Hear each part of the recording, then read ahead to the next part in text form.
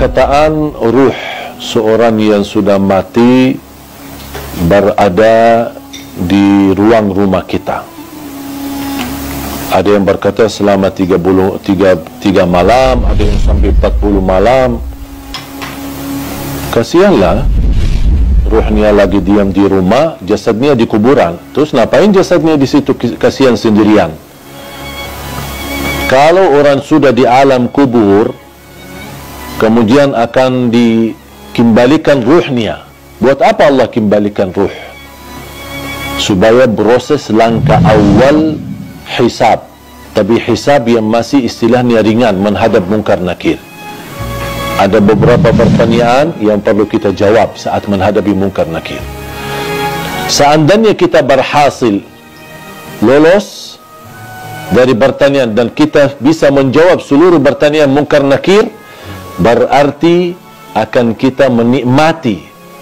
Kalau lagi menikmati di alam kubur, bahagia, kuburan kita menjadi raudhatun min riyadil jannah, taman dari taman surga. Buat apa ruh kita keluar dan diam di rumah kita selama 40 malam? Sebaliknya, kalau kita tidak lulus untuk menjawab pertanyaan mungkar nakir, berarti kita akan menghadapi kesiksaan yang amat pedih di dalam kubur. Dan tidak mungkin orang itu saat disiksa masih nyawanya bisa jalan-jalan kemana-mana, termasuk mampir ke rumah dan diam di rumah selama 40 malam. Itu semuanya hanya diperkirakan atau perkataan orang, tapi tidak ada dalil pun di dalam Quran atau hadis ruh kita akan diam di rumah kita selama sekian malam. Ruh kita berada di dalam tubuh badan kita. Saat kita dikuburkan, Allah kembalikan ruh kita akan menghadapi mungkar nakir. Kalau anda lagi menikmati bahagia, berarti akan merasakan kenikmatan tersebut bukan hanya jasad kita, tapi jasmani dan rauhani kita.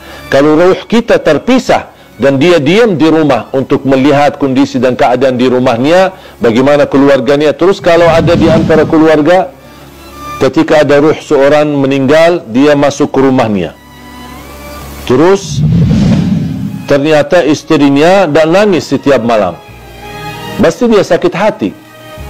Bukan sakit hati, ya sakit ruh.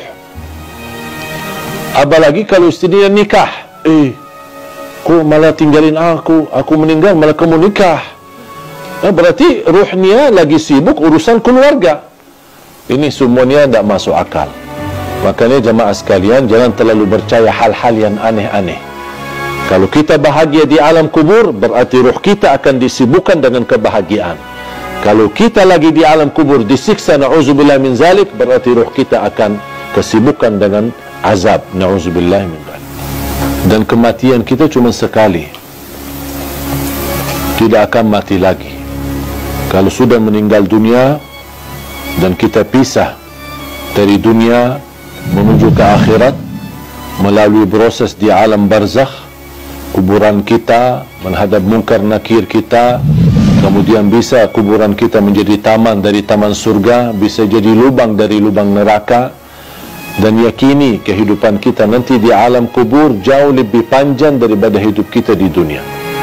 Ada orang di bawah kuburannya masing-masing itu sudah ratusan tahun, padahal usia mereka ada yang masih muda, bahkan ada yang masih bayi.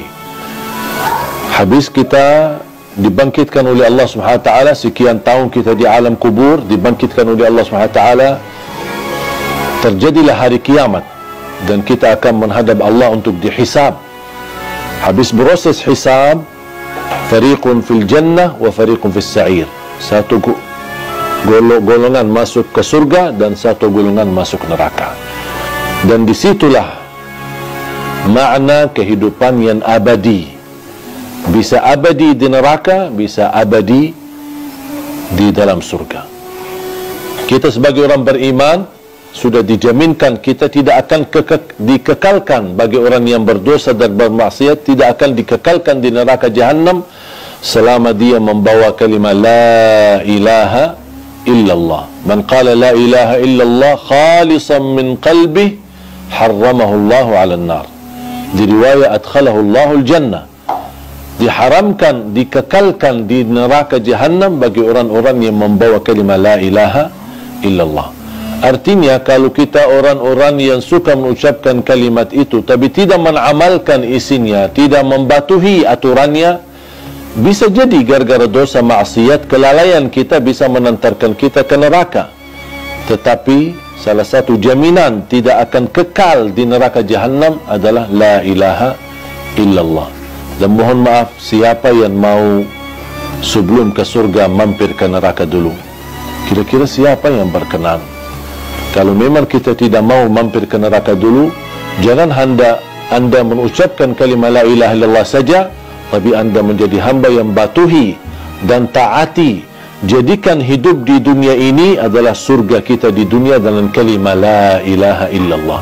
Itulah dengan kalimah la ilaha illallah, dengan kita mempunyai syarat-syaratnya, mengamalkan isinya, membatuhi dan mengikuti aturannya, kita akan diselamatkan oleh Allah SWT dan akan kita bahagia dalam kehidupan kita di dunia yang sementara dan juga akan bahagia selama-lamanya nanti di akhirat. Jangan sampai dunia ini yang hidupnya sementara melalaikan daripada kehidupan yang abadi. Banyak orang masih memilih kehidupan enak tapi nanti di akhirat sengsara. Jadikan hidupan di dunia ini, walaupun anda hadapi susah, tantangan, tak apa-apa, semua bakal berlalu. Dan segala sesuatu di dunia ini, biarpun yang paling enak kita dapat, anggaplah kita kaya, orang yang paling kaya raya, tapi ujungnya mati, buat apa kekayaan itu? Buat apa kemewahan itu? Buat apa keindahan itu? Kalau saya akan nanti tinggalkan, akan menuju kepada kehidupan yang abadi. Makanya harus kita fikir cerdas untuk memperjuangkan kehidupan yang abadi, yang insya-Allah akan kita menjadi orang yang kekal di dalam surga Allah Subhanahu wa taala. Insya-Allah tanpa mampir ke neraka. Ada satu tanda malaikatul maut cabut nyawa kita, itu sudah mati. Itu tandanya. Kenapa Allah Subhanahu wa taala sembunyikan kematian dan proses kematian itu? Bisa ada orang mati mendadak. Bisa ada orang mati karena kecelakaan. Bisa ada orang mati karena apapun terjadi. Bahkan bisa ada orang karena sehat, tidak ada apa-apanya, justru dia merawat orang tuanya, pulang pergi ke rumah sakit, mana justru anaknya yang mati duluan. Tidak ada yang bisa memastikan dan membuktikan ada tanda-tanda sebelum kematian. Tidak ada tanda melalui mimpi, tidak ada tanda dalam tubuh kita atau akan terjadi di waktu asar atau di waktu yang lain, tidak ada tanda sama sekali.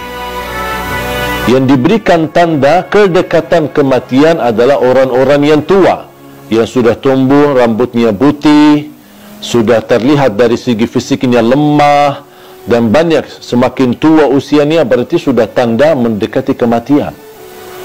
Allah Subhanahu wa taala berfirman, kiamat aja dekat, wa narahu qariba. Kiamat